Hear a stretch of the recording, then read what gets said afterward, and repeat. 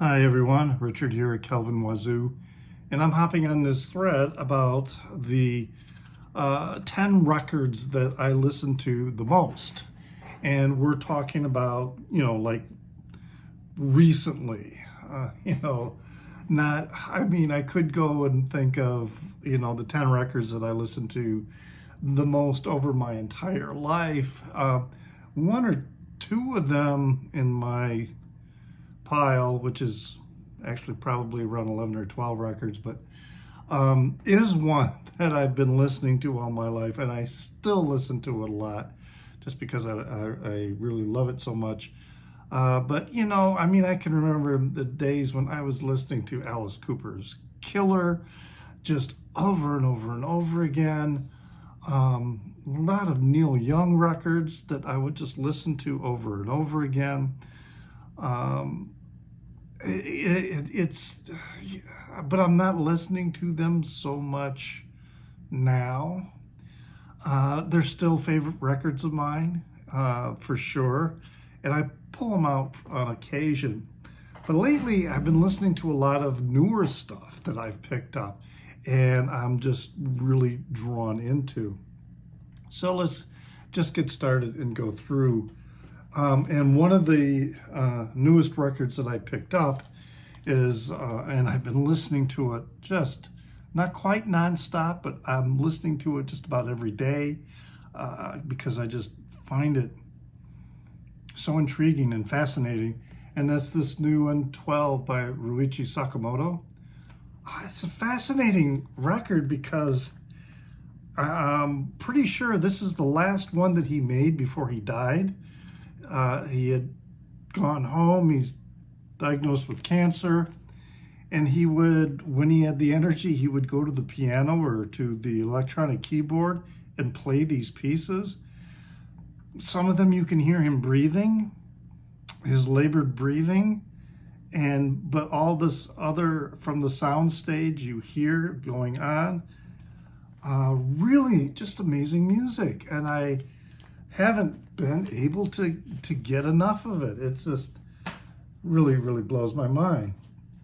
The next one is MDU Maktar, and it's this particular album here, Sosame Tamachek. Now, I just saw MDU again for the fourth time, went to New York City for the weekend, visited some friends. He was performing for free in Central Park, and it was an amazing show. I listened to this record probably the most, but there are a couple other records that I'm also listening to with great frequency. Amazing guitar player, just absolutely amazing.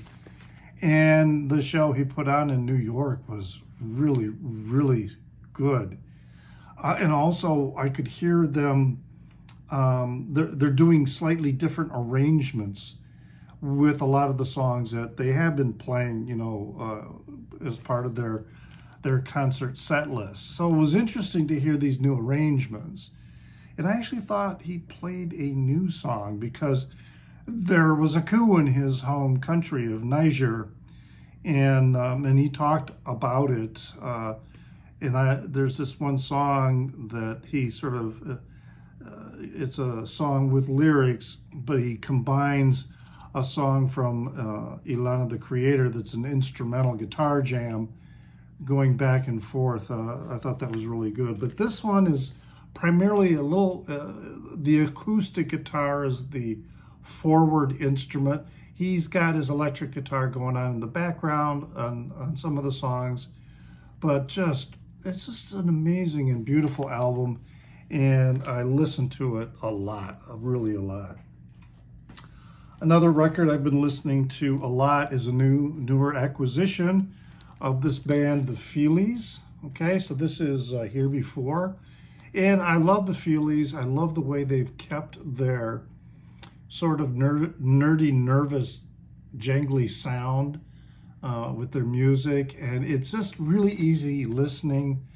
It doesn't demand a lot of you, but you nonetheless are paying attention. It's just great to listen to. And yeah, been playing this just a lot because it's one of their newer releases. Might even be the newest release of theirs. I don't recall specifically, but it's just great that they got together to do this. Now, this next one is a band that I recommended for all the other gunkles to listen to for our episode and rate, and that's the Master Musicians of Bukake. And I had, the other gunkles listen to Totem 3. This is Totem 2 that I had picked up, and nice color vinyl. Just really amazing ambient droning, just really spacey music. It's a band from Seattle. This particular release doesn't have a photo of the band members like Totem 3 does. But even then, with that photo, you can't see them because they're wearing this Saharan, northwest African garb, and then they play all these very unusual instruments that are both of Middle Eastern and African and Asian origin. But it's really, to me, just fascinating music, going through like very dreamlike states. But yeah, very much been listening to this. It's hard to explain. It's just very absorbing and draws you in, and it can work as background music, but I always find myself just really being drawn in and listening to it. This was released last year, and what a fun album this is. Viagra Boys, Cave World, very much like hardcore punk, hard noise rock, and the lyrics are just absolutely brilliant in the way that they just slay stupid people. It's just a really fun record. Came out on several different color variants, and I got the red one. This could be considered one of the top albums of 2022 for me, and it is one that I have been playing quite a bit of, just because I enjoy the irreverence of the record. Now these next ones are ones that that have been around for a long time, and I still listen to them because I just really, really love them. And first one is Sonic Youth, and this is Goo, which was actually the first Sonic Youth I ever got. I got it on CD when it was released back in 91 or 92, somewhere around there. And oh my gosh, what an incredible album. I could listen to it over and over and over again. I just never get tired. There's just never a dull song. And it's not, to me, their best record, but it is the one I listen to the most. Just really, really cool stuff. In fact, I could have included a couple recent finds of Thurston Moore's solo work that I've been listening to a lot also. So could have included them, but I didn't. Gotta cut the list someplace, right? But this is another one that I listen to a lot, and that is Slint, Spiderland. So it's just, they only had 2 records and an EP. And wow, what an impact they made in the rock scene, and post-rock, and punk, and math rock. They were like one of the early progenitors of math rock. So yeah, Spiderland by Slint is one that I just get in the mood to listen to it very often, and really love listening to it every time. And I never get tired of listening to this one, David Bowie, Aladdin Sane. Oh my God, it's, I'm playing this one at least once a week. It's just such a great album to put on. It makes me feel good. I've been listening to it since it first came out when I was 14 years old. I could, my mind might be slipping a little bit because I don't always sing the lyrics accurately all the way, but I can pretty much sing along from start to finish with this record. I just love it. It's a mood elevator for me, for sure. Really, really enjoy that record, and it's my favorite Bowie record as well. There is a jazz album that I listen to a lot just because it is, it's just perfect for whatever mood I might be in. If I'm contemplative or just want to relax and chill a little bit, man, there's nothing like listening to Miles Davis' Kind of Blue. Again, I don't know if it's my favorite Miles Davis record. Pretty close, I might say. But it is just an amazing listen, and an amazing experience. And it is one that I really never get tired of listening to. It is definitely the Miles Davis album I played the most. And another one from probably the 90s, and that is the Decemberists and Picaresque. This album is, and I'm sorry about the neighbor child screaming in the hallway. She does that a lot. Anyway, yeah, the Decemberists, this album, man, what great songs that are on here. The Barrel, Eli the Barrel Boy, then The Sporting Life, let's see, 16 Military Wives, On the Bus Mall. On the Bus Mall is in the Mariner's Revenge song, and of Angels and Angels and Angles, excuse me. But On the Bus Mall is really one of my favorite songs of all.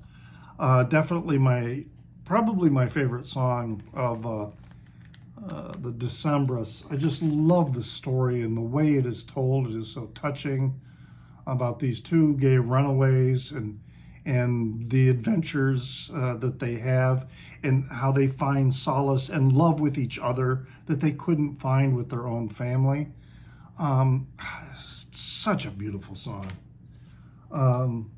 And then these other ones, so this is probably putting me over the limit, right? Because more than 10. So that's 1, 2, 3, 4, 5, 6, 7, 8, 9. Well, that was the 10 albums, but I have to include these. And these are burned CDs because they're not available except by download. There's no vinyl releases of these records, or even a CD release. You have to download it from Bandcamp or another source. And that's Car Seat Headrest. I could not do a video about the records I listen to the most without including Car Seat Headrest. And while Teens of Denial and Teenage Fantasy are brilliant albums, and I listen to them a lot, I really do find myself going to these earlier releases, such as it's 2 CDs that I had to burn it to because it's such a monumental release, and that is the 2013 release of Nervous Young Man. Just absolutely incredible. But probably, just a little bit more incredible, that I like even a little bit more, is the 2014 release, How to Leave Town. Again, just brilliant stories set to pop music and alternative rock. Again, one of my favorite bands right now. And I listen to these a lot, a lot.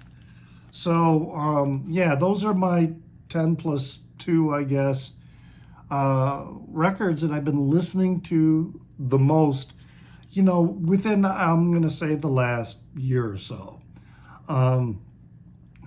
And I hope maybe maybe you saw something that might have piqued your interest. I've talked about all these records, or most of these records. I'm going to be doing a video soon about Ruichi Sakamoto, because I picked up quite a few of his records, and I am listening to them, a lot. I mean, almost his entire discography could have been included with my 10 records, because I have been listening to them so much. But I hope you enjoyed that. Leave a comment in the down under. Hit the like button if you don't want to subscribe. If you want to subscribe, that's great. I'm not making any money on this channel, but if you hit that like button, it does help with the algorithm and the distribution of my content on YouTube, so other people might be able to find it. You can find me on Instagram as NewsDude76. That's NEWZDUDE76. I have a Facebook page, also called Kelvin Wazoo. And always remember to pray for the people inside your head, for they won't be there when you're dead.